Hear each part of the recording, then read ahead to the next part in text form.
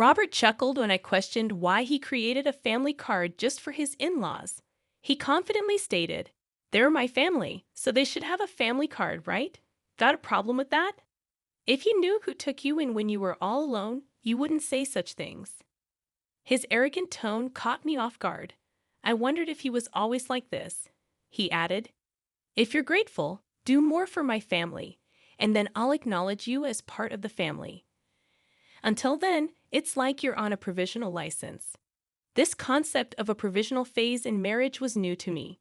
Robert pressed on, saying I wasn't yet a formal family member. If I didn't like it, I could leave any time. For now, our family was just the five of us, and he referred to us as useless parasites. I understood his perspective, so I promptly canceled our joint credit cards and moved out. My name is Emily Welder, 27 years old, a freelance illustrator. I used to work for a big advertising agency, but went independent after marrying Robert 2 years ago. My parents died when I was young, and my maternal grandparents took me in. When I went to college, I moved back to the city center apartment where I lived with my parents. I met Robert, a handsome waiter, at an Italian restaurant where he worked. We rapidly grew closer, and soon we were called a couple, leading to a surprising marriage. I loved Robert then, quitting my job to go independent. Robert continued working at the restaurant with varying hours, making it challenging to maintain our routine. Despite this, our married life started happily. After about a year, Robert dropped a bombshell. His family wanted to visit. I agreed, even though I had minimal interaction with them during our initial meeting. I saw this as an opportunity to get to know Robert's family better. Having lost my parents at a young age, I always admired the idea of a large family. However, when his family of four arrived, I was left speechless. His 32-year-old sister, 5 years older than both Robert and me, shockingly asked, "Which room is mine?" Her rude manner contrasted sharply with the polite greeting during our first meeting. Robert's 18-year-old sister stood silently without saying a word. Despite the abrupt greetings, I showed the two sisters to the guest room and assigned Robert's parents to the room that used to be my parents' room. It was the only Japanese-style room in the apartment, and I thought it would be best for them. Once settled, Robert's older sister declared, "Since we're going to be living here together, you better start serving our family properly." Confused, I looked to Robert for help, but he was laughing in a way I had never seen before. It turned out his family had given up their own home and moved into my apartment without my knowledge. Apologizing, Robert explained that their family home had to be vacated suddenly, and they had nowhere else to go. I wished he had informed me earlier, as I had assumed it was just for a date or two. Expressing my inconvenience, Robert apologized and asked if they could stay until they found somewhere else to go. Unable to turn away the family of someone important to me, especially in their time of need, I reluctantly agreed. Reluctantly, I agreed to let Robert's family stay with the condition that they find a new place as soon as possible. However, I would come to regret this decision. From the day they moved in, Robert's family showed no restraint. All four of them did nothing and left everything to me, saying whatever they wanted. They made no effort to look for a house or a job. When I asked about their jobs, I got another surprise. Robert's older sister had quit her part-time job at a supermarket. Despite her age, she revealed she hadn't had a steady job since high school. Robert's parents had also quit their part-time jobs before coming here, and his younger sister was unemployed, lying about being a student. When I questioned why they weren't working, Robert's sister shockingly said, "Why should I work when I've become part of a wealthy family?" She claimed I had received a big settlement and insurance money from my parents' accident, and since I didn't have a mortgage on the apartment, I could live without working. I protested to Robert, but he defended his family, claiming they needed time to rest. The tyranny of Robert's family worsened. They treated me like a servant at home and demanded money when going out. I reluctantly gave them some money, which they claimed to have spent without finding a job. If I confronted them, they would accuse me of lying without proof. Robert assured me he would talk to them, but as time went on, it seemed like saying anything was pointless. However, the frequency of their requests for money gradually decreased, perhaps because Robert addressed the issue. It seemed to resolve itself, but the money I had given them was never returned. After about 3 months of living this way, I noticed something alarming. Why was the credit card bill so high? Could it be unauthorized use? Upon checking the statement, all the charges were made with family credit cards, covering purchases from food and drinks to books, games, and expensive brand bags and clothes. Each item was labeled with a number from 1 to 5, indicating that 5 family credit cards had been issued. Currently, these credit cards were in my name, with Robert using the family cards. He had mentioned that it would be more convenient to consolidate payments and asked if he could leave it to me to manage them. However, it appeared these family cards had been issued without my knowledge. Robert's family stopped asking for money because they could now make credit card payments and cash withdrawals.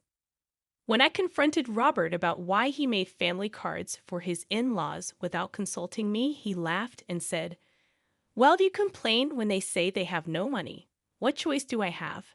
Besides, you know who took you in when you were all alone, right? Can you really say such things to the important family of your benefactor?" His arrogant tone stunned me into silence. I wondered if Robert was always like this. He added, "If you're grateful, you should serve my family more. Then I'll acknowledge you as family too. Until then, consider it like you're on a provisional license." This concept of a provisional phase in marriage was new to me. Noticing my silence, Robert pressed further, stating that I wasn't yet an official family member. If I didn't like it, I could leave any time. Right now, it's just the 5 of us in our family. Useless parasites. Get out. That's when I realized Robert's true nature. Shocked and feeling as if all the blood had drained from my body, I considered divorcing Robert. In fact, I began to question why I married him in the first place. Initially, I thought he was just a handsome guy like the other girls and was excited about his looks without any particular intent. Then, during one encounter, Robert approached me saying, "You seem different from other people." Emily, I don't know how to put it, mystical. Sorry, it's not something I should say to a customer. I was taken aback, but the conversation continued, and I gradually started to notice Robert. Maybe that was his strategy to make me like him. Thinking about it calmly, it started to make sense. I remember when Robert came to our table for small talk. A colleague jokingly said I was a wealthy girl living alone in a condo. It was right after that he started talking to me, probably after my wealth and this condo. Robert wasn't really my type, to put it nicely.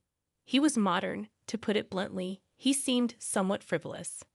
I preferred mature men who could talk quietly and seriously. But despite my preferences, I ended up falling for Robert. I always found that strange. Robert was the so-called handsome guy, making it easy for him to charm a woman, especially someone like me, not used to men and newly into the workforce. I fell for his tactics and ended up marrying him. The thought made me frustrated and embarrassed. I felt like destroying everything in the house, but I wasn't foolish enough to act on that impulse. I decided to get revenge somehow. For that, I needed to endure this life a little longer. Like Robert manipulated me, I would control his entire family. The condo we live in was bought by my father with a mortgage soon after I was born. It wasn't very expensive back then, but the area developed rapidly with a new shopping center nearby, and now it's considered a luxury condo. My parents, hoping for more children, bought a spacious condo. That's why there's enough room even with Robert's family moving in. But even with its decent size, having Robert's family around is a nuisance for me. Working from home, I'm enduring this only for the sake of revenge. As Robert's sister said, there's no mortgage payment for this condo. When I was 3, both of my parents passed away in a car accident. They died on their way back from my paternal grandfather's funeral, colliding with a speeding car on the freeway. That day, I was supposed to go with them, but I had caught the flu and had a high fever. My maternal grandparents came to the condo where we lived with my parents to take care of me, leaving me as the only survivor. The mortgage payments were covered by the group credit life insurance, so the only housing costs I pay are the management fees and property taxes. Robert, seeing the amount, said he would contribute a bit more than that to our household expenses. There's no mortgage, so if I put in that much, we should manage Emily's income, right? We'll each use our own earnings for personal expenses. Sounds good, doesn't it? I agreed, thinking maybe he was right. Until then, I had been paying for everything by myself, so I thought his contribution would lighten my load. Looking back, it was foolish, but at the time, I was blinded by my love for Robert and just went along with it. Despite whatever Robert may believe, he probably thinks he's the head of the household and the one supporting me. This is likely why he can easily label me a parasite. In reality, it's quite different. I cover most of the expenses, including utilities, food, social expenses, and entertainment. Now, with 5 additional real parasites added to my household, managing with just that amount became impossible. I wanted to get rid of them as soon as possible, but I pretended not to notice and endured it. I gritted my teeth and allowed Robert's family to freely shop, reminding myself that I'll be the one laughing in the end to get through these tough times. Then, 3 months after deciding to divorce, the day to act finally came. I'm tired. Please decide. It's either me or your family, I told Robert, presenting him with a final decision. He was surprised, but I continued without concern. None of your family members lift a finger to help around the house. They just dump all their chores on me. You know I work from home. I'm not just playing around. Yet they treat me like a freeloader and tell me to know my place since you're supporting me. I've had enough, I cried as I confronted Robert. He looked at me, smirked, and said, "Then you should leave. Didn't I tell you before? You're not really a part of this family yet. Giving up like this means you didn't earn your place in the family." I pretended to be shocked as I looked at Robert. "What are you surprised about? If you can't live with my family, then you're the one who has to leave. Oh, and since I'm not at fault, I'll take this apartment as alimony, and I'll take half of your savings as part of the property division." Ah, so that was his aim all along. That's why his whole family kept harassing me, trying to drive me out. I knew it, but hearing it outright was still a shock. It was someone I once loved and even married, that thanks to this, I made up my mind. "Fine," I said, deciding to divorce Robert. "But this condo is mine, and I'm not at fault either." "What did you say the reason for the divorce is? You allowing your family to live with us without consulting me, and your family ignoring me," I said firmly to Robert. He seemed shocked that I outright rejected his proposal, not expecting such a response. It made sense, as I had always complied with his demands since our marriage. Thinking back on it made me angry. I don't want to spend another second with you all, so I'll leave now. But you should also prepare to leave. It's a joke, right? This is our home. We won't leave. Ever heard of residential rights? You can't just force people out who live here, Robert shouted. Ignoring his ranting, I left the house and went to my grandparents' place. I explained everything and asked if I could stay until things were settled. My grandparents were shocked to learn what I had gone through and scolded me for not consulting them earlier. Tears in their eyes, I said, "Grandma, Grandpa, I'm sorry for worrying you, but I'll be okay now. I might look frail, but I'm not really," with forced laughter and tears in my eyes. The day after I left the apartment, Robert contacted me right away. "Hey, what's this all about? What are you referring to, the certified mail?" I was impressed by the quick work. I had left the divorce proceedings to a lawyer, and when I told them yesterday that I was leaving the house, they arranged for everything to be delivered today. "I'm not paying any alimony, and I'm not leaving the condo, just so you know," Robert declared. "But legally, you have an obligation to pay, and you don't have the right to continue living in that apartment." I responded, "What are you talking about? That apartment is mine too since we're married. If you insist, then pay me half its value to buy me out." Such an absurd claim. Talking like this is getting us nowhere. "Please communicate through my lawyer from now on," I said, ending the call. I knew he would probably call again tomorrow, but I had no desire to talk anymore today. As expected, he called the next morning. Hey, what's this all about? He repeated the same line as yesterday, showing no creativity at all. What are you referring to? The card's not working. What did you do? What I did was cancel it. That card was mine, and you were just using the family card, remember? Indeed, before leaving the house, I had switched all the contracts from that card to another and canceled it. Of course, the family cards would stop working when I canceled mine. Yes, you paid the apartment's management fee and property taxes just for the first 2 months. It's not much, but I can deduct that from the alimony if you like. When I mocked him like that, I heard some indistinct shouting from the other end of the phone. That's right. Robert only paid the agreed amount for just 2 months. He made various excuses about the store and whatnot, always finding a reason to ask me to wait. But then he stopped paying altogether. If he forgot and thought he was still paying, that's some poor memory. But I didn't care anymore. He's someone I'm cutting ties with. His memory doesn't matter to me. That's the situation, so please pay your half of the living expenses I've been covering. I've kept a detailed household ledger, which I'll submit as evidence. Then divide the savings properly. It's marital property, he demanded. Yes, I understand. Let's split it accordingly. I agreed, and he ended the call with a parting shot, reminding me not to forget. A few days later, I got another call with the same line. I realized they lacked not only memory, but vocabulary as well. What do you mean the split of shared property? Why is it zero? You must be rolling in cash from your parents' insurance and alimony. Ah, so that's what they were thinking. I patiently explained that my savings before marriage weren't part of the shared property, and since we had no savings after marriage, it naturally amounted to zero. Don't lie to me. If you think I'm lying, why don't you consult with someone? Anyway, from now on, please communicate through my attorney. I won't be speaking to you directly anymore. Goodbye, I said, then hung up the phone and blocked Robert's number. 2 months after I left the house, Robert and his family finally moved out of the apartment. Not because they had a change of heart, but because they couldn't sustain their living.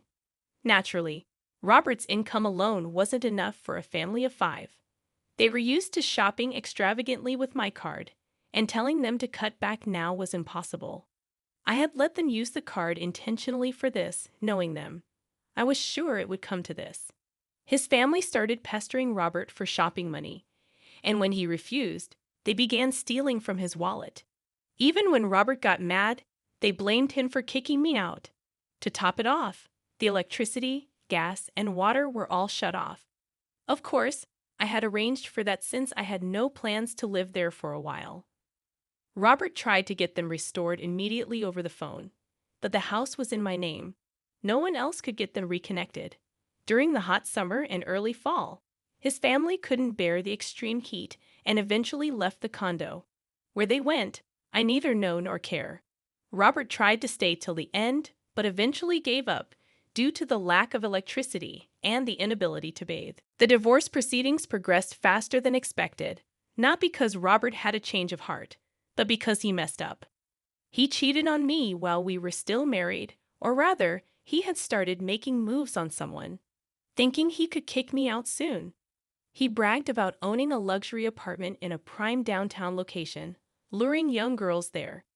It's surprising he did this while his family was around. But he had a history of such behavior, so they didn't mind. He was handsome, so I suspected he might do such things. Before leaving, I had installed cameras in several places in the house, capturing all the evidence.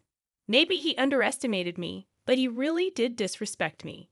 He brought his family into my home without my permission, made a family card, left me the bill, kicked me out, and cheated on me. I demanded a hefty sum in alimony for all these. When Robert saw the amount, he turned pale and desperately pleaded for reconciliation. But I had no such intentions. Knowing he couldn't pay, I made him borrow as much as possible from his company and took whatever I could get. When I threatened to sue him for fraud over the family card, he reluctantly agreed to my terms.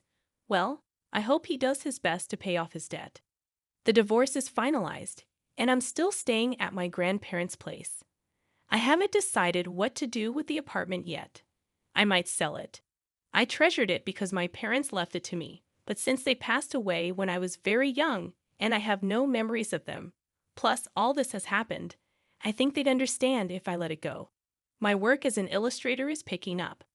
I might live alone again, but it's a good time for that. I can work just fine staying at my grandparents'. I'll depend on them a little longer, then move forward with strength.